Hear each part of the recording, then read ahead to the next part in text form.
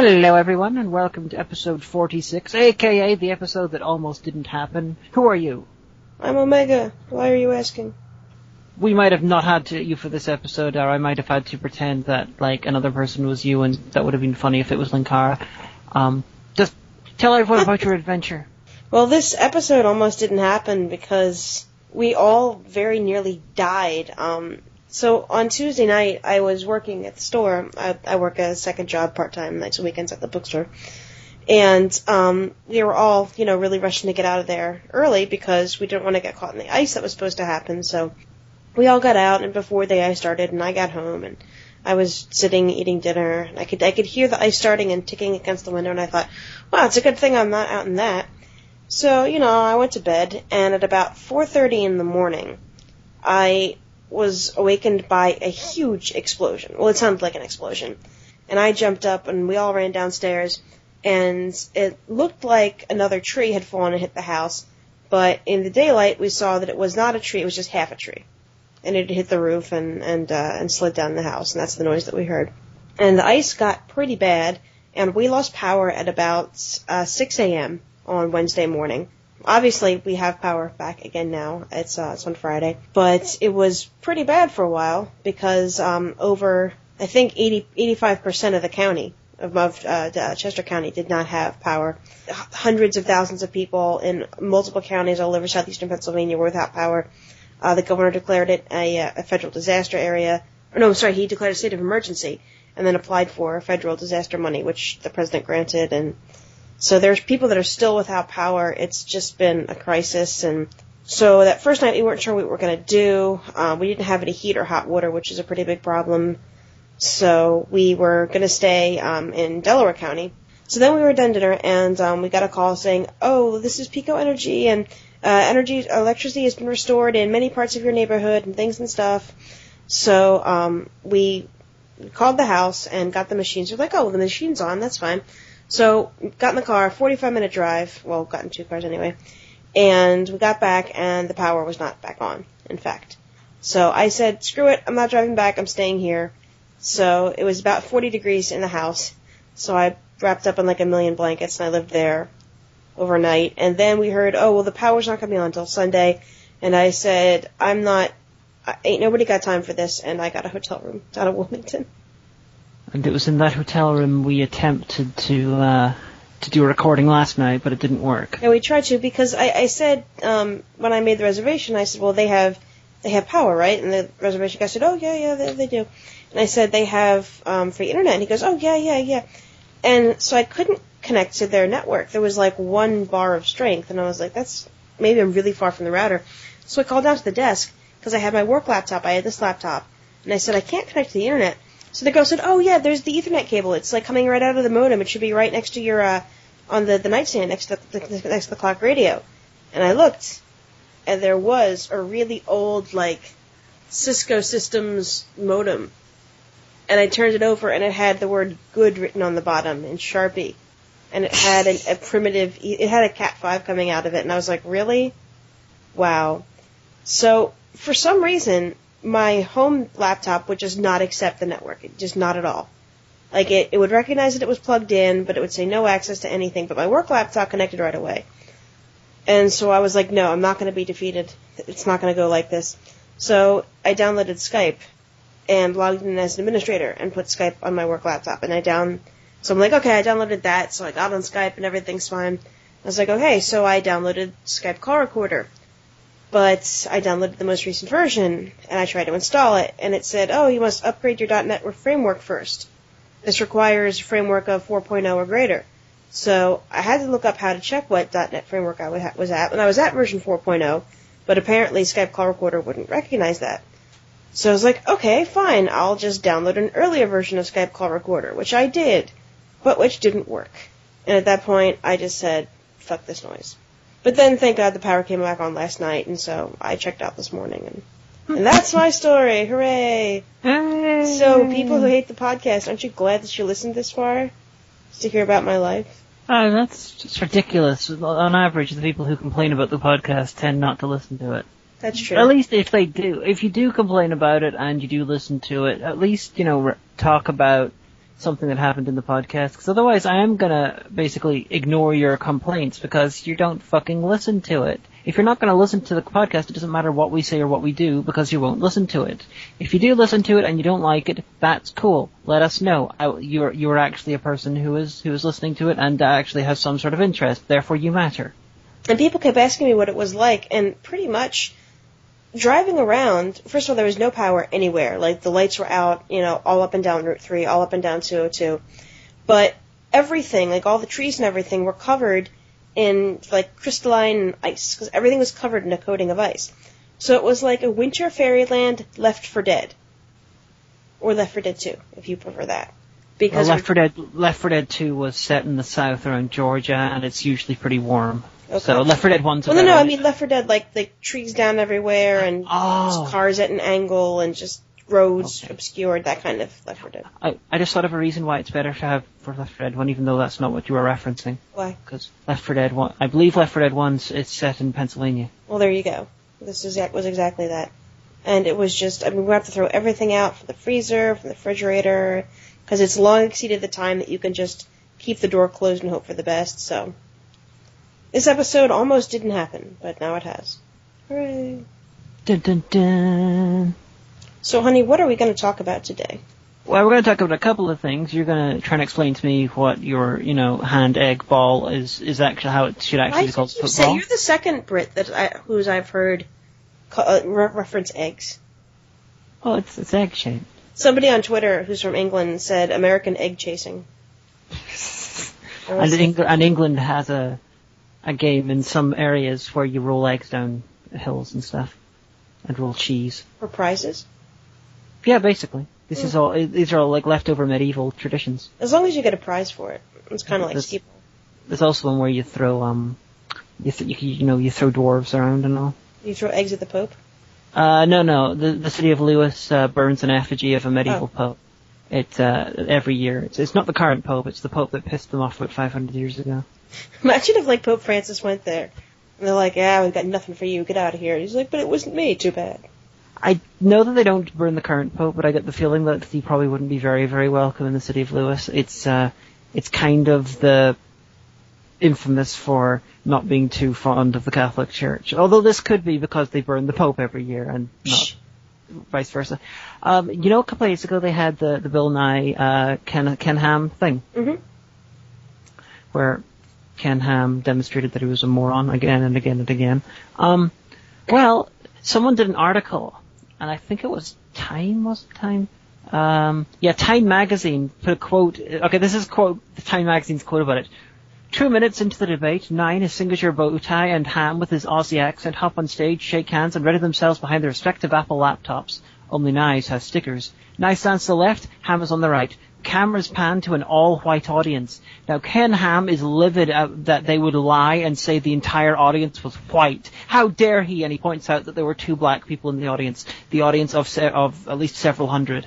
Mm-hmm. So they were talking about the live streaming of the debate, and according, from what I've seen, I've only seen little bits of it, but from what I've seen, every time you saw the audience, it was all white people. See, this is why America looks so bad to other people.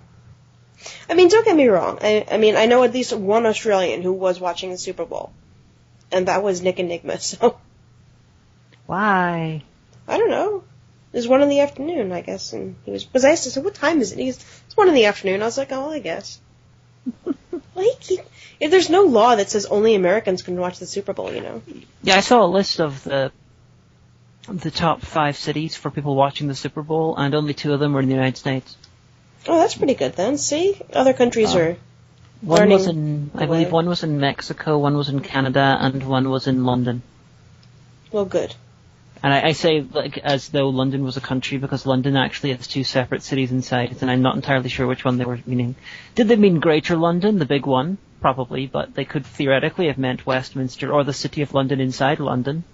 Cause that would make sense, because, proportionally speaking, it's a city, but there's only, 5 people. Yeah, not many people live there. And it's City of London is so weirdly set up that, 2/3 of the votes go to companies rather than people who live there. Mm-hmm. Well, it's because it's the City of London predates the Norman invasion, and so its rules predate there, and they don't change very much. If you have questions about how this all works, we encourage you to watch CGP Gray's video about it. Yeah, it's fascinating. I didn't know anything that much about the City of London until I watched that video. I knew that there was a City of London and there was the City of Westminster, which can also be called the rest of London, but...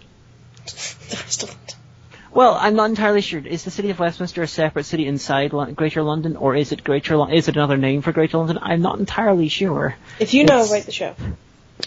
It's a bit confusing. I think I would know more if I got to spend more time in London. So if you want to pay for us to go to London to investigate, Yeah, just let us know. We'll get right on that.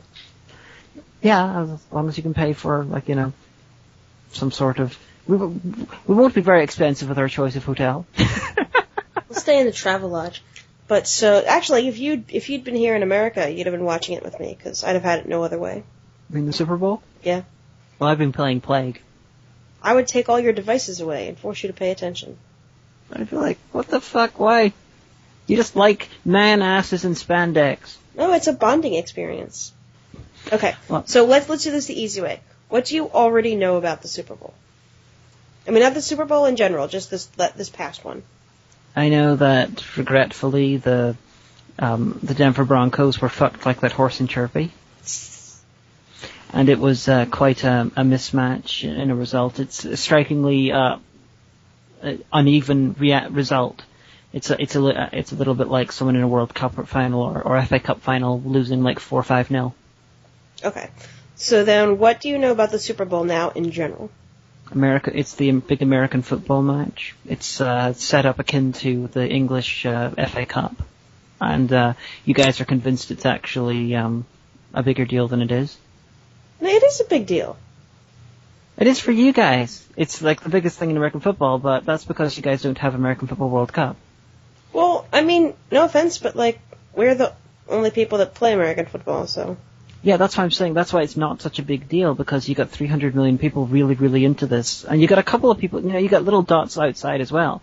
But the other sports in the world have a lot more people supporting them, so therefore their events are bigger. Like, the Football World Cup has a lot more people watching it. I'd say cricket, the big cricket matches probably do as well, especially considering how popular they are in India and Pakistan. You know how many people are in India.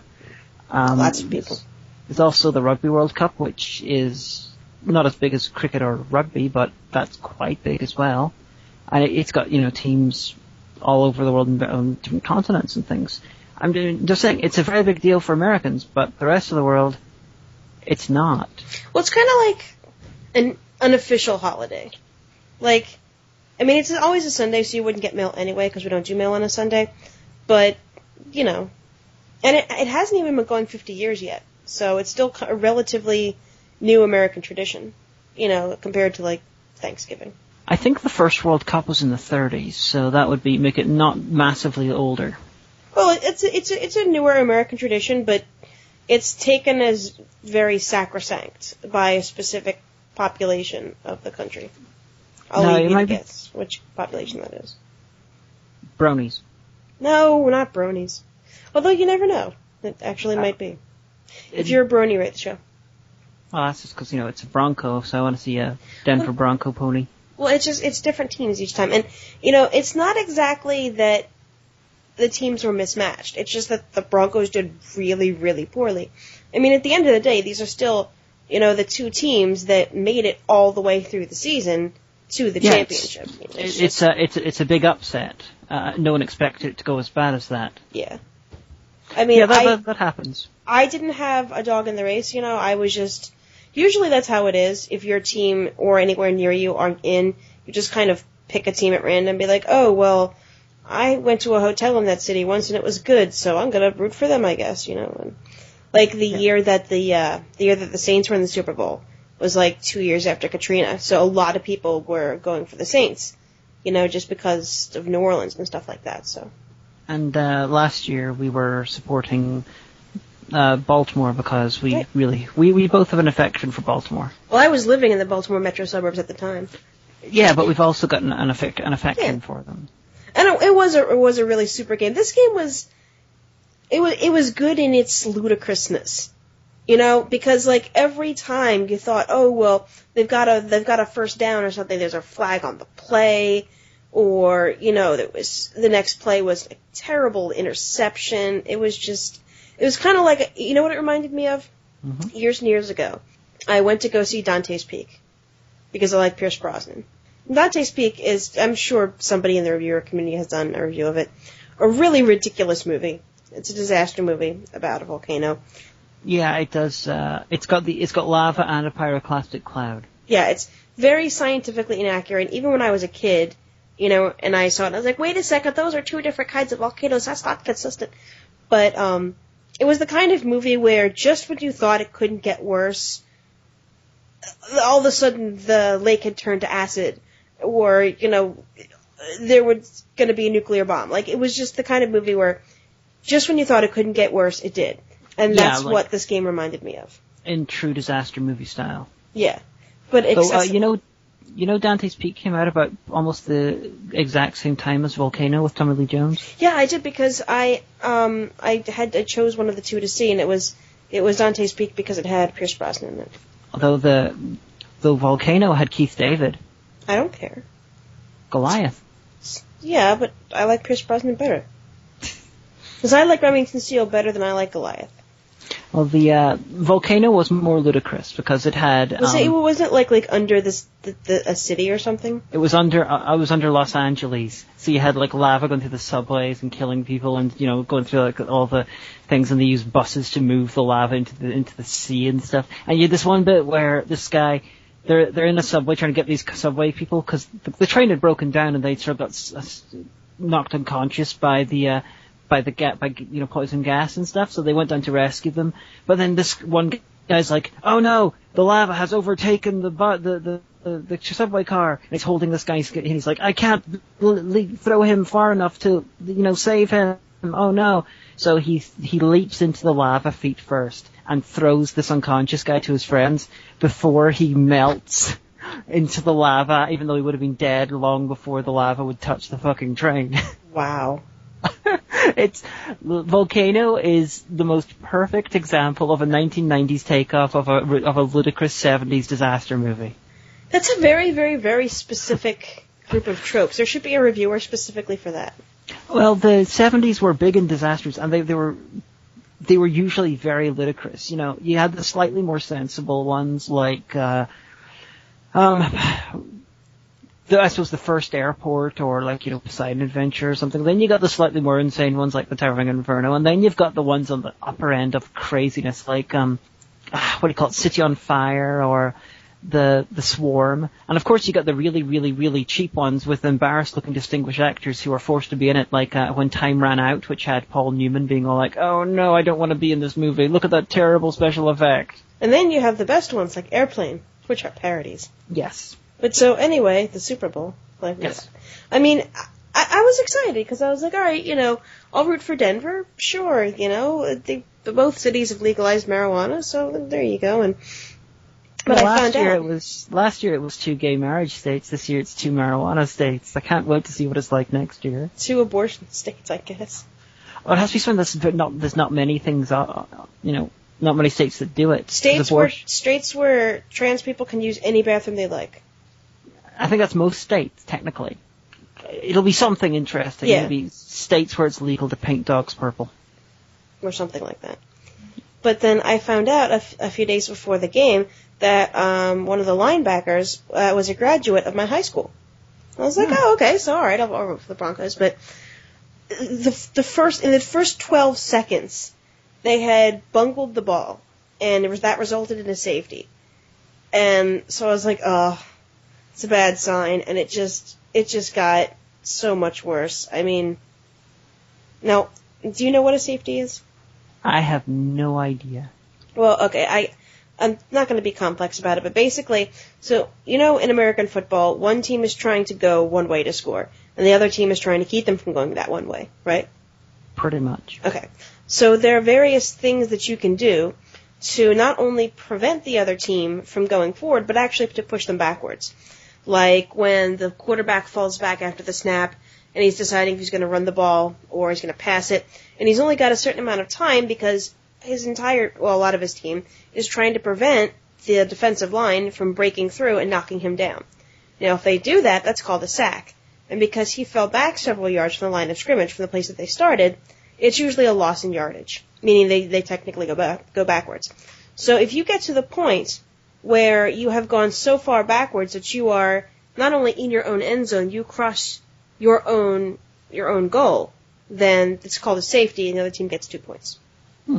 As if they had made a touchdown, or 3. I can't remember. 2 or 3. I guess I thought this is totally a sequel to a conversation we had at the Cadillac Ranch on in the first night at MagFest. Yeah, but you were explaining how soccer works. Well, not just how people be on different teams and stuff. Yeah, it's in transfer windows and free transfers and stuff like that, as I understood it. But we also talked about American football, but in spirit, this is like the sequel. Kind of, I guess.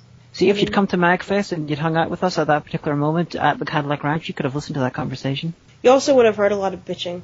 Things and stuff. Now we have to go do this. There's not going to be enough time. We got 2 hours till we have a panel, and then we got to go up and do filming with Rentasmo for Vegas in space. And yes, this is the first official announcement that one of my MagFest crossovers is Vegas in space. It's going up after Emmanuel in America. Okay, I'm being shocked. So what other questions do you have about the Super Bowl? I mean, I'm here to educate you and have the fans make fun of you. Well, on my question, you say that as though you're expecting honest questions from someone who really, really gives a crap. I'm not a sports fan, so no, I'm not a sports fan, and my natural inclination is to make fun of it simply because it's American. Well, and it's also awesome. Although you got a lot of people, I don't know why, but there's a lot of people now. It's kind of like a counterculture thing where people are like, oh, was today the Super Bowl? Gee, I didn't even notice because I was so busy in my real life. Oh, sorry, I'm going to be watching the Super Bowl. I'm going to be reading a book. Ever heard of one? Like, some people just get so snotty about the fact that they're not watching the Super Bowl. Like, it's, okay, maybe like 10 or 20 years ago, that might have been a thing, but now it just kind of makes you look like an asshole. Because basically what you're trying to say is, oh my gosh, look how awesome I am for going against the grain and being a rebel. And you're like, a lot of people don't watch the Super Bowl. You don't get any special points. I wouldn't deny that some people who say that may well be thinking that. However, some of them might just be generally irritated that everyone else is really obsessed about this thing that they're not into. Well, I mean, I have similar feelings about Christmas in general, although I don't broadcast it because I want everyone else to enjoy their time and I don't want them brought down by me. Well, here's a good thing, because I was talking to Zed about it on Twitter at the time, and at least 3 times a week, my Twitter feed fills up with stuff about wrestling. I don't care about wrestling. I actually think it's kind of silly. Like, I don't think I've seriously watched wrestling since 1985, when Hulk Hogan was famous, the first time. So, but I'm not gonna get all an attitude about it. They like wrestling. That's cool. Yeah, but you're seeing a tweet by someone saying that they're not watching the Super Bowl, they're going to read a book. You might be seeing attitude where it's not there. Well, no, this is a thing, like, there have been cracked articles about this. This is, like, actually a cultural phenomenon that is bigger than me and my Twitter feed. Okay. But there are people on my Twitter feed who have done that. And, like, Lindsay and Todd and all will oftentimes live tweet award shows. That's cool, which actually saves me time in case I'm interested and don't want to watch it myself. But, if they're tweeting about an award show that I'm not interested in, I'm not going to be all a bastard about it and be like, oh, gee, were the Grammys tonight? I don't know, because I was, Well, it's an attitude that I just don't like. And it's not just about the Super Bowl. It's about a lot of different things where people think that, I don't know how to put this. People think that, if they have this attitude of, oh, I'm so not impressed, I'm so jaded about this, oh, I don't care, that makes them cool and interesting. But again, it doesn't. It just kind of makes them a douche. Like, it would be funny if, it was Groundhog Day, and people tweeted, oh, so the groundhog saw a shadow, or, oh, he didn't, or 6 more weeks of winter, whatever. Obviously, we don't really believe in the predictions of a groundhog, which is not even the same one every year, because eventually he dies. But according to myth, Patuxatani Phil is the same one for 150 years. Yes, but that's stupid, and I don't believe in this, because obviously... Yeah, well, that's obviously a lie. But so, it would be like, a few people tweet about that, you're like, oh yeah, haha, things and stuff. But that would be like someone saying, oh, was it Groundhog Day? Gee, I didn't even realize it. Oh, wake up, sheep. Well, he doesn't really control it. Like, it's the kind of thing where just pick and choose where you're going to be a douche, It's the kind of thing where if someone did it for, like, Groundhog Day or, like, Arbor Day or something like that, they would just look like they were out of their minds. But there's enough people who just don't like sports or, I guess, feel threatened by people talking about that. I don't know. It just has that attitude. And it's just because you don't like something, that doesn't make you a special person. Just saying. I haven't seen any indication of people complaining about stuff like Super Bowl or even other things like MagFest or whatever. I haven't seen any evidence that they think they're special for it. To me, they're just expressing dislike of something, and possibly rightly, possibly wrongly. I guess, but like I said, this is not just this year or on my Twitter. I've seen this for years. Like, I had a friend in high school who seriously, would, like, protest around her family because her family were all into football and she wasn't. And she had her own TV, so it's not like she was pissed off because there was something that she wanted to watch, but they were watching the Super Bowl, so she couldn't. And, she said, oh, well, a few years ago, when I was a freshman, I made a sign that said, hell no, I won't go, I won't watch the stupid bowl, and I paraded around and stuff like that. And then I sat there reading Shakespeare out loud, and I was like, that's kind of annoying of you. Yeah, that's douchey. I usually say leave people to whatever silly thing they like. It's just a thing that annoys me, and it's, like I said, I've seen it, and it's become such a thing that you actually see people tweeting about that phenomenon. So. It's like me with New Who fans. According to some comments I get, you'd think that I would break into people's houses and yell at them for liking New Who when snatch their David Tennant plushies out of their hands. And I say this while in a room where I've got at least, I think I've got 4 David Tennant action figures. What?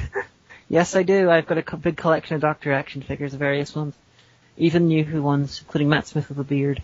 But, I don't do that. I leave people to their liking of it. I'm not going to force people to agree with my thing, but to some people, me scripting out and recording and editing my thoughts on Doctor Who every so often is absolutely terrible, and I'm being some form of hater or boring or something. Well, the way I guess I can see it's kind of, some people can construe it as being a little bit anti-American, because if there's one thing that the Super Bowl is, it is very over-the-top patriotic. And I asked on Twitter, because it occurred to me to do so during the game, is America the only country that does, like, shout-outs during its sporting events from soldiers overseas? And we are, it turns out. I didn't realize that. Yeah, but that would be probably because America is a very militaristic society. Not in the sense that you have to be military to survive it. It's not like Starship Troopers or anything. But America, it gives a lot of loud deference to the military. You cannot get elected in America without verbally sucking the military's proverbial cock. And well, other countries it's not like that. The other countries, you might have little bits of that, of saying like, oh, these soldiers are protecting the country, whatever. But in other countries, it's basically seen as a job, and it's got dangers like any other job. But you guys, you are unusual in that way. Whether that's rightly or wrongly, I tend to say that you guys probably shouldn't be. I will say that whenever I'm over there, I still get shocked and surprised for the fetishization of the military in America. Well, it's a living, I guess. Oh, yeah, you know what? I think that it sprung out of the Vietnam War. Pretty much by the time the soldiers came home, all of them, from Vietnam, the political culture and climate had shifted, and now the war was kind of a bad thing, and it was kind of an embarrassment. We kind of just wanted to shove it under the rug and forget that it happened. And that was pretty much immediately belittling and invalidating the horrors that, that soldiers went through, that military doctors and nurses went through. And so I think that the extreme want to support the troops, which kind of started in the last 20 to 30 years, I think might be a little bit of a backlash to that. It might be, but it's, I view it as a romancing. Definitely. And possibly fetishizing, and It makes me a bit uncomfortable, but then again, my cultural background is very different from your guys. That's true, because you had, like, occupied neighborhoods when you were a kid. Other people could view it as occupied neighborhoods. I suppose it's a grey area when it comes to Northern Ireland, because Northern Ireland technically part of the United Kingdom, so it was its own soldiers. But yeah, we had soldiers sort of roaming the streets. We had checkpoints and stuff. We had areas where you couldn't go in. We had our military bases around. We had police bases that looked like military bases. People got shot in the street. It's all that shit did happen. Yeah, I grew up with that. When I first moved to England for university, I was actually, for the first 3 months, really uncomfortable because I didn't see any police with guns. I didn't see any soldiers with guns. I felt really, really insecure because I felt in danger. But within about 3 months, I'd got used to it. When I came back home, it was as big a shift. But since then, Northern Ireland's become less and less militarized. Like the big army base in Derry is now like the sort of cultural center, and I think they've got the Turner Prize there right now. So I'm used to it. I got a new normalcy. The last thing that people watch the Super Bowl for, if not the game itself, is a lot of people say, well, it's okay because I just watch it for the commercials. Although in the past few years, all the commercials have now been available on YouTube before the fact anyway. But there were some that were stupid. There were some that were very clever. There was some that I was just like, what the fuck? But there was one that the second I saw it, and I tweeted this, literally 2 seconds later. I said, conservative boycott of Coke in 3, 2, 1, and by the end of the game, there was already a hashtag. That was right after MSNBC did several crying apologies for saying that right-wingers wouldn't be too fond of this advert because it had an interracial couple in it. And but MSNBC were referencing the fact that 6 months earlier, there was another advert where conservatives were complaining about an interracial couple. They were. And at the same time, you had an advert which showed a soldier dating a Muslim, and they were complaining about that. But the big issue there is the right wing tend to be, well, they're consistent in their hypocrisy. They, if anyone says any shit about them, they, whine about it until the other person is forced to apologize. But then they do the shit that they've been accused of doing. They will to the hilt do that shit regardless. Oh yeah. Another commercial that caused a bit of, I thought should have caused controversy. It didn't. Was a Budweiser commercial where they show, that this guy didn't know this was happening, some lieutenant or something or other in Florida coming home from the Middle East, and he comes home and there's like a whole parade with the Budweiser Clydesdales and everything, and his whole town is there, and blah blah blah, and there's confetti and everything, and their tagline was, every soldier deserves a hero's welcome. And I immediately tweeted, which apparently everyone in the world retweeted because like days later I was getting retweets. Yeah, every soldier deserves a hero's welcome.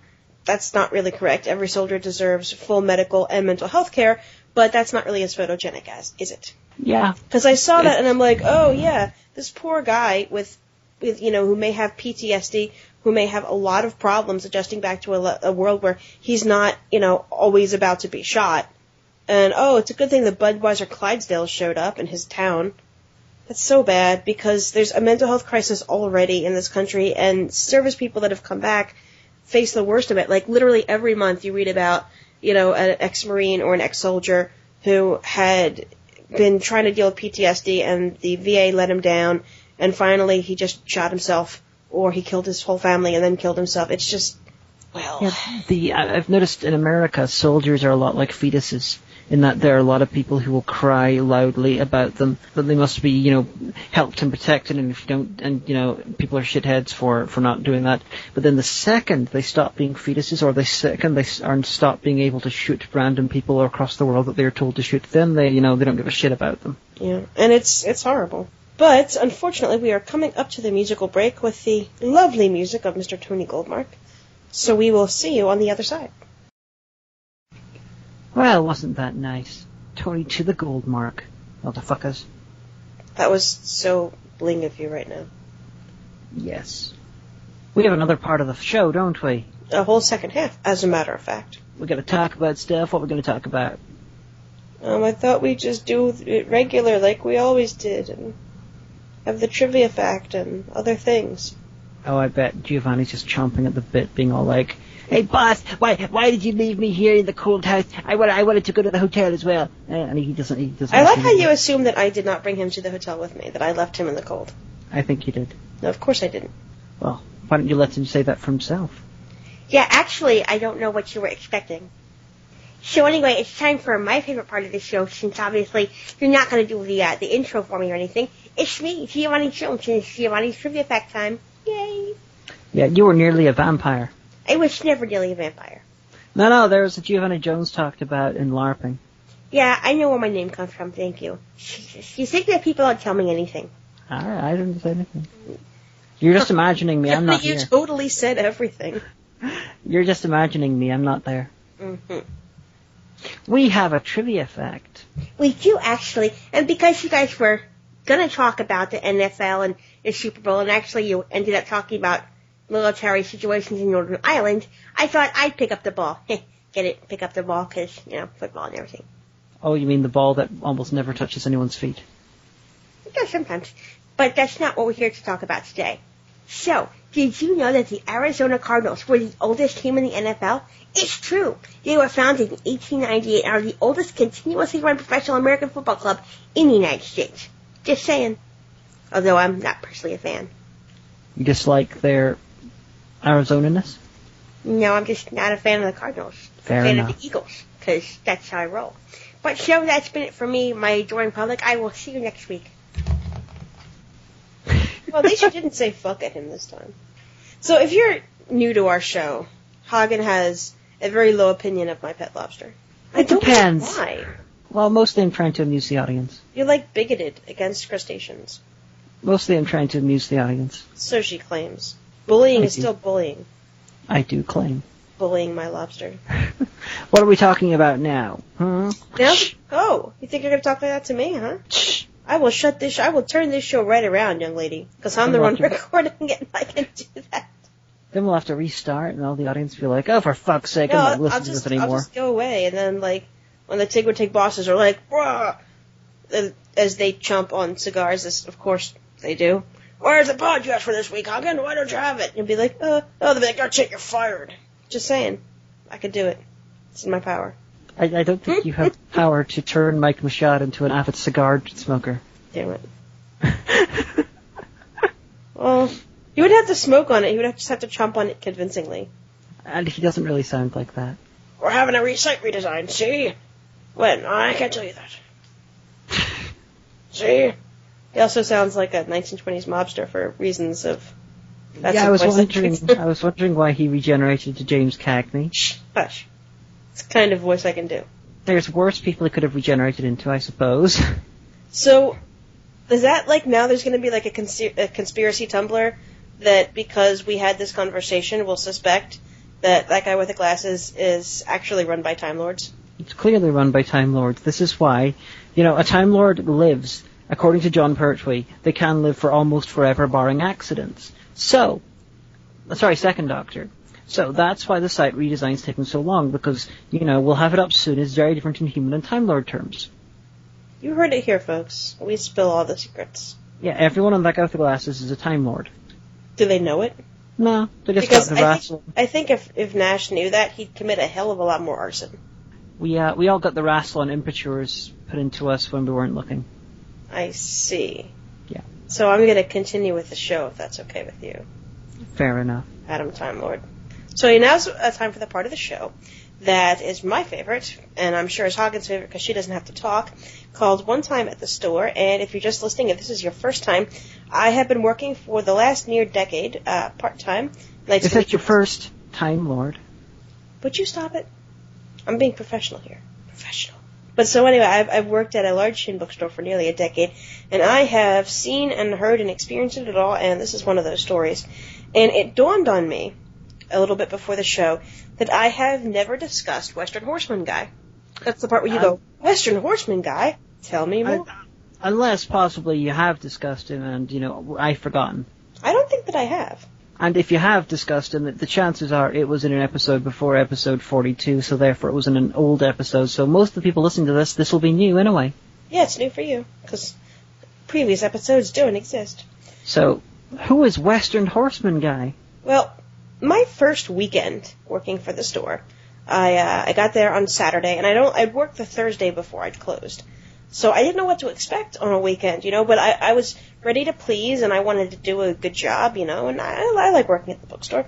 And so it was about an hour or two into my shift. And because we're always running around getting books for customers or helping out, doing different stuff at different parts of the stores, we all have little, not really cell phones, but we have handheld phones. And you're assigned a certain phone depending on, where you're at in the store, or, if you go and break, someone will take your phone for coverage. But so I had a phone, and the phone rang, and I said, "Hello, bookstore. This is Omega. How can I help you today?" And the guy was like, "Yeah, I need to know if you have the newest issue of Western Horseman magazine in." And I said, "I'll go check, sir. I'm going to put you on hold. Hold on." So I put the call on hold, and I went running up to the newsstand, and, in the pet section, I checked, and I couldn't find it. And I came back to the phone, and I said, "Well, unfortunately, sir, it appears that we no longer have the most recent issue." And he flipped his shit. He goes, "What the fuck do you mean you don't have it?" And I was shocked. I was like, "Well, we don't have it in, sir. We only get a few issues of every magazine a month, and it's possible other people bought it." And then I was trying to be helpful, and I said possibly the worst thing I could have, apparently, to this man. I said, "Well, if you don't mind me saying, sir, if you got a subscription to it, well, then it'll be mailed to you every month, and you won't miss it," which is certainly valid advice. And he goes, "A subscription? If I wanted a fucking subscription, I'd get a fucking subscription, you little bitch." And I panicked and said, "Please hold." And then so I called my manager, and I'm like, "There's a guy on the phone, Western Horseman magazine, and he's screaming at me." And she goes, "Oh my God." And I'm like, "I'm so sorry, please don't fire me." And she's like, "No, it's not you. He knows he's not allowed to talk to people anymore."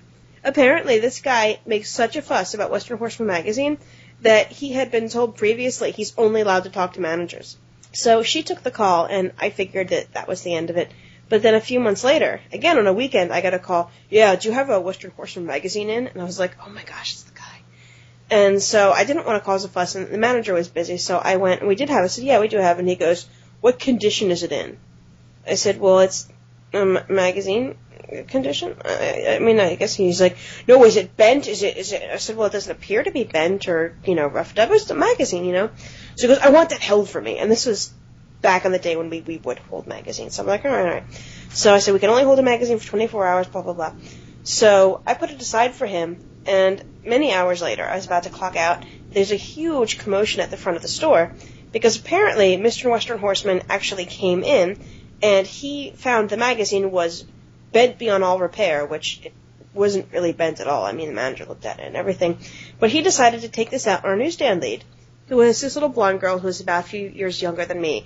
And he was screaming at her to the point that she burst into tears, and an elderly woman, a customer who was browsing in the magazines, came over and hugged her and said to him, "You leave her alone!" And we had to call the police, and it was a big fiasco. Jesus Christ. Western Horseman magazine. That's pages must be made of heroin. That's a massive advertisement for that magazine, unfortunately. And this was in, Montgomery County, Pennsylvania, and I really wanted to know how many Western Horsemen we had in Montgomery County, Pennsylvania. But I want to know, this magazine, is it to do with the Westerns, or is it to do with west of Pennsylvania, or west of something else? No, west, the Wild West. If you lived in Wyoming, west. Right the second, and you ride horses. So is it a historical thing, or is it present day? No, it's present day. How the fuck much stuff is there going on in present day with people wandering around Wyoming or whatever in fucking horses to make that interesting? You have no idea. We have magazines about everything. We have a Gold Prospector monthly. Yeah, but I'm saying there are people who are into really, really, really boring shit, and that's fine. You're allowed to do that. But how? We still have Civil War magazines. We sell more than one Civil War magazine. You know that war that ended over 150, 100, I don't even know how many years ago. But it's more than a century. The war is done. We have magazines about it. And they sell. Fair enough, people have boring interests. That's okay, that's cool. But how can you get that into something that boring? Well, how can you have that much passion for something so boring? Well, it's like their brain's broken. Well, some people have passions for, a lot of autistic folks have passions for things that people find incredibly boring. On Reddit, I follow the Northern Ireland Reddit, although I don't comment, I just lurk. And there was a video that some kid made in Belfast about different various lifts in Belfast and which were the best and which were the worst, and he gave all these facts about it. It was obvious that the boy was at some place in the autism spectrum, but he was real excited about those lifts. But the difference is he didn't fly into a rage at somebody because he didn't have Lift magazine. Yeah, and I'm saying, for the kid who's interested in lifts and stuff, that's okay, that's cool. But I'm just saying, how can he have that much rage-based passion for something so boring in magazine I think that form? Interpersonally, he was probably a bastard. It's not even like something really boring that he's into, that he's experiencing one-on-one. It's like second-hand boringness that he's getting so fucking obsessed with. If I didn't already have a good title for this week's episode, I would call it Second-Hand Boringness. I don't buy many magazines. I occasionally have bought, I'll list you some of them. Pornography? I bought Bizarre, which I stopped buying often because it turned from a wonderful little magazine which showed you equal parts porn, dead bodies, and mutants, and it started just being oh look, we have attractive women who are in latex or have tattoos. We are so edgy. It's like, go fuck yourself, Bizarre. You used to be cool. You used to have a section dedicated to famous pictures of dead bodies. Are you a niche magazine hipster? Did you just out yourself? So. Apparently so. Oh my god. I'm not impressed with modern day Bizarre. If I'd known, I wouldn't have married you. And the other one's Terrorizer, which is an extreme metal magazine, which I occasionally still do pick up, but only if it's got like demos, because every like 2 months or so they would have like a CD on the front, which was just of individual songs from albums. Yeah, a lot of magazines do that. They'll have like a little promo disc with it. Yeah, and that's a way I could discover interesting new metal bands, but I'm only interested if they have the CD. But anyway, enough about magazines. We're going on to talk about RPGs, in particular RPG video games from the West. Dun dun dun. Not JRPGs. So the West of what? Are these Western RPGs set in the Old West, where guys yell at you if you buy them? That'd be pretty cool, actually. Yeah. Well, no, because there was Red Dead Redemption, which I guess is kind of. This is true. I haven't played it. Though. I bought a copy to play, and I lent it. I bought another game at the same time, so I lent it this person so they could play it while I was playing the other one. Tried to get it back, and it had vanished from the house, and they had no idea what had happened, and I suspect they sold it. Did you ever call them on it and be like, well, then you should buy me another one because you lost it? They were in dire financial straits at the time, and they had a propensity to violence. Oh, okay. So I from then on, I did not lend them anything else. Yeah, I would have gone with that. Now, I mean, I do like JRPGs, but I don't know. Like I said, there's just something about strapping on a sword and armor and just taking out whole entire dungeons that really appeals to me these days. I would love to see a redo of the classic SNES game, Shadowrun. That'd be pretty cool. I love Shadowrun. Then I was really excited when I found they'd done an Xbox 360 version of Shadowrun, but it was a first-person shooter. Oh. Well, I've been pretty recently. I've been playing Dragon Age Origins, the first one, which my roommates back in the day had a copy of it, and I watched the one play, and I really wanted to try, but they were having issues at the time, so I never ended up playing it, but I did read a few of the novels that had come out. Actually, I think I read the first and part of the second, and it was a pretty good game world, and so I was sent, before Christmas, I was sent to GameStop to get a gift card for someone, and I found Dragon Age Origins for $5, and I picked it up, and I was like, well, this will be worth my $5, and it was. Yeah, I played a little bit whenever I was over there. Don't lie to the audience. You know what she did? She made up the most ugliest female human noble possible, which made everyone sound really, really sarcastic when they praised her beauty and character, yep. And then chose all the douchiest conversation options. Yeah, I was role-playing to the hilt. But all the characters you role-play are independent, cynical people. That's because everyone should be. Oh. Well, anyway, I chose the male dwarven fighter with the noble background because And I decided, that's what I'll be. You know, he's been trained all his life to be a commander, but now he's going to have to see whether he really can be and stuff like that. And so I was all excited about it. And I know, I'm a terrible gamer girl.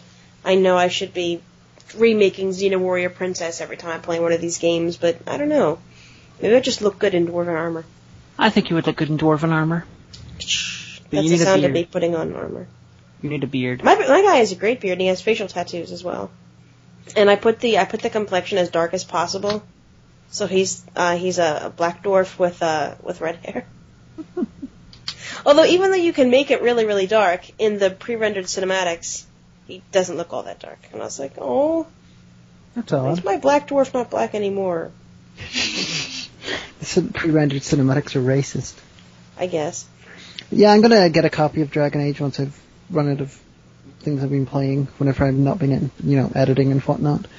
Yeah, today I received a copy of Splatterhouse, which I ordered simply because it's really violent and it costs like £2. Apparently the game is terrible. Well, I've ordered Dragon Age 2 because I found it again for like $6 on at GameStop.com, and I had a coupon, so there you go. But apparently a third one is coming out in the autumn of this year, which is supposed to retain the best things from Origins and the best new innovations from the second one. So you're kind of looking forward to that. You're going to play them in order? Yeah. That's cool. That's what I did with the Saints Row games, except for one. Although I have ordered a copy of one, so I will eventually play it. Well, I've heard that in Dragon Age 2 you have full gay choices, whereas your gay choices were there, but they were somewhat limited in Dragon Age. Like, I didn't plan to be a gay dwarf. I didn't. So I did a playthrough, and I chose all the options, like, oh, how would my character do this, and what's the right thing to do, and then I realized that because I really hadn't been using my white mage, that I was like, oh, well, she's not really close to me, so I won't take her into the final battle, and then I had no healer, and there was a dragon, I was like, alright, let's start over. So this time, I've been trying to give everybody all the right gifts and say all the right things, so they'll be, because if the closest people get to 100% loyalty for you, that unlocks special abilities for them. Because you guys are cohesive, you fight as a group. And I was like, alright, yeah, we need that if we're going to defeat the Blade and the Archdemon. And so, it turns out, because I researched this, no matter what you do, if you're a guy, you cannot be gay with Alistair, who's the Templar and the other Grey Warden. You can get up to 100%, affection, but he, will always see you as, his brother in arms and stuff. And I was like, well, so my only gay option is the bisexual elf. So we're going to see how that works out. He was coming on to me. I couldn't help it, The Fable games are fun too, and though you haven't played any of them yet. No, I have Fable 3 because you convinced me to buy it, and it was also like $5 on Black Friday. Fable is very, very, it's very simple and it's very easy to win. I think you could easily win that. Well, I watched again. The same roommate. One of his friends was super into Fable, but he lent it to my roommate, and I watched the roommate play this. And basically, it seemed a little silly. Like, you scan somebody and you automatically know what their favorite food is, or if they're gay or straight, or what will impress them. Like, he was doing this, wood chopping minigame for hours. I was like, what are you doing? And he's like, well, there's this girl in the crowd, and she's impressed by wood chopping. And I was like, seriously? So the more he wood chopped, the better score he had with her and stuff like that. And I was like, this is so stupid. You're the hero of the age. You're spend hours chopping wood to impress a girl, and he's like, it's kind of like real life. And I was like, no, that's not true. Well, it's also done sort of to make money and stuff. But you can, if you buy businesses and things, then you can become really rich. Probably my favorite overall Western RPG would be either Baldur's Gate or Icewind Dale. I did like Baldur's Gate. It's like playing D&D It's like playing D&D without all of the hassle of other people. This is true. Because I hate people. And you get the choose your party and everything. Oh, the thing I liked about Icewind Dale was the lack of thinking and role playing involved. Where it's just you had your character and you created the other two members of your team, so you just had your team and you just went forward and you just dungeon crawled. Well, I mean that's going to be one of the most basic kind of things, But I have to say that BioWare does open up the option for you to say, well, what is this character like and stuff. I always try to be a good guy, I try to do the right thing all the time.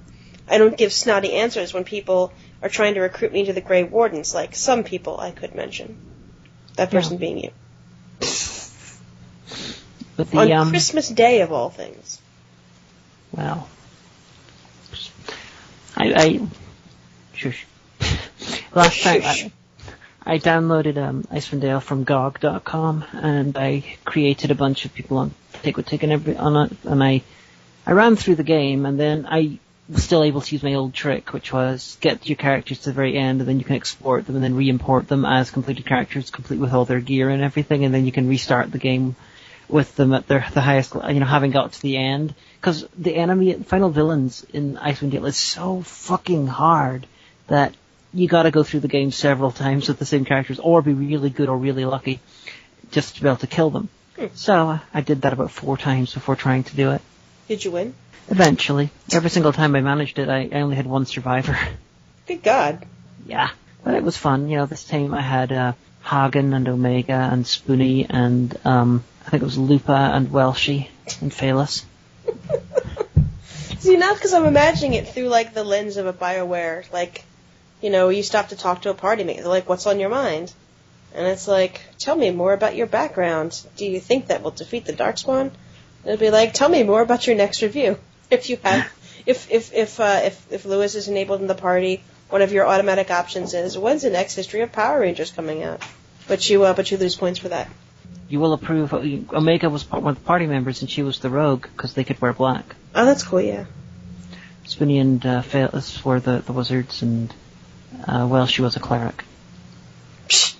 It was amusing, but Baldur's Gate was good as well. I mean, I beat it. I'm fairly sure I beat Baldur's Gate 2. Could never beat Icewind Dale 2. That was like amazing difficulty level right at the start. Well, I think that there's some allure behind it. It's just, JRPGs are fun, don't get me wrong.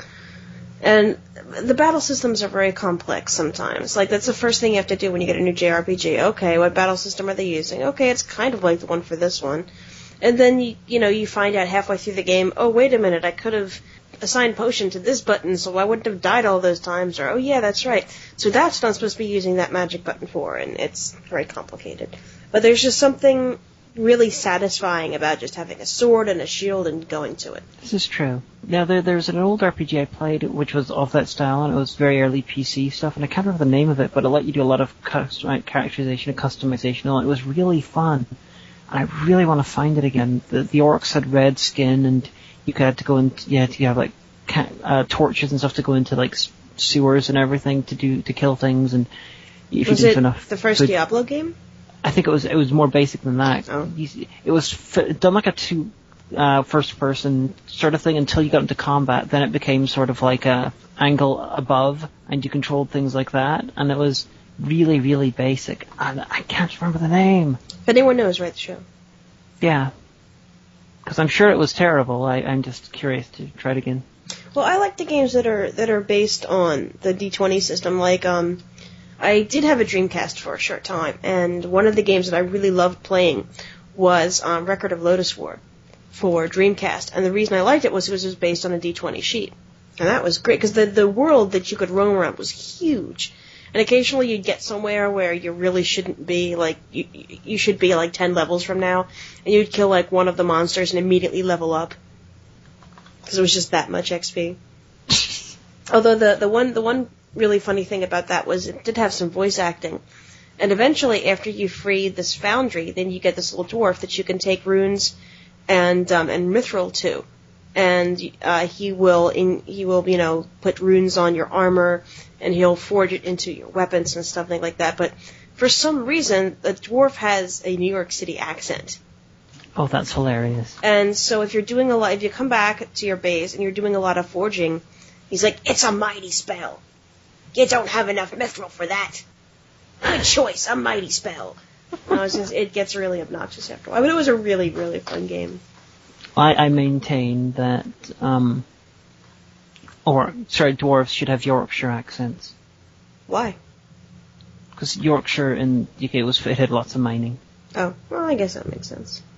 Although, I know there's 3 Dragon Age novels that are out, and there's another that's coming out in a few months, but that takes place in Orlais, which is, the thing about Dragon Age is, it's basically Europe. Like, you have Ferelden, which is pretty much English. Everyone there has some kind of English accent. whether it's Cockney or whatever. And then you have Orlais, which is pretty much France, and everyone from Orlais has a French accent, and they use French words. And then you have Antiva, which is pretty much Spain, and Treventer, which is pretty much Germany. But see, I want to see, and I have David Geider on Twitter, so maybe I'll tweet at him someday. I want to see a book just about the dwarves down in Orzammar, and or maybe the fall of the Dwarven Empire originally in the First Blight, or, maybe trying to remake another city. I'd read the shit out of that. Just a thought, there's something that we really need to talk about in this that we haven't talked about, even if it's just for a moment. What's that? Ultima exists! Oh yeah, that's true. Well, I never played any Ultima games. I played Ultima 7, and I really liked it. And so I played little bits of Ultima Pagan, and oh god, that was as bad as Spoonie said. And well, I watched all of Spoonie's reviews, so I was like, I played similar shareware games back in the day. They were fun. And does RPG style, Western RPG, would Vampire the Masquerade Bloodlines count? Yeah, I guess, even though it's not traditional sword and sorcery. Because that was a really good game. Well, I got that when I pre-ordered that, and I pre-ordered the special edition, which came with a hardcover Book of Nod, the soundtrack, which I've long since lost, and a little metal ankh that you could wear. That was a very good soundtrack. The thing is that I got past the opening scene, and then I got outside, and everything rendered wrong because, as it turned out, I didn't have the right specs for it. My graphics card wasn't good enough. So I said, oh, that sucks. That's like $60 down the drain. And then I never came back to it. Oh, that's a pity. It's really good. It's really atmospheric when it needs to be. It is really difficult. It's a nigh on perfect adaptation of Vampire the Masquerade in video game that's possible. See, I was holding my breath for Werewolf Heart of Gaia, and that exploded fantastically about, 15 or so years ago. It's a pity that didn't happen. Though a werewolf does appear in Bloodlines, and you do have to either you're supposed to fight it, or you can kill it if you can manage it, but almost no one does. You're more likely to die or run around until the time limit's up. See, I would love to play. I would love to play a video game based on Werewolf the Apocalypse, but it'll probably never happen. I mean, I bought the Hunter game for PlayStation 2, and I played it for 10 minutes. I was like, this is boring. I would play an Werewolf Apocalypse game, but I wouldn't be expecting it to be as good as Bloodlines. No issue with werewolves, it's just that Bloodlines was an uncommonly good game. Yeah, that's what everyone says, but do you know what time it is? Dictionary time. It is. I have the dictionary with me. What page should I turn to? 78. 78, okay. Alright, 1 or 2? 2. Okay. Out of 25. 2. Brownie, a member of the junior branch of Girl Scouts at ages 7 and 8, to earn brownie points to do good deeds. Fair enough. So, I was a Girl Scout. We can talk about that. You're like, cookies! Yes, because that's exactly how that goes. But, at any rate, that's been this episode. I've been the Omega, and who would you have want to have been this week? Someone who's really into Western Horseman. That frightens me. The Western Horseman of the Apocalypse. Goodbye, everybody.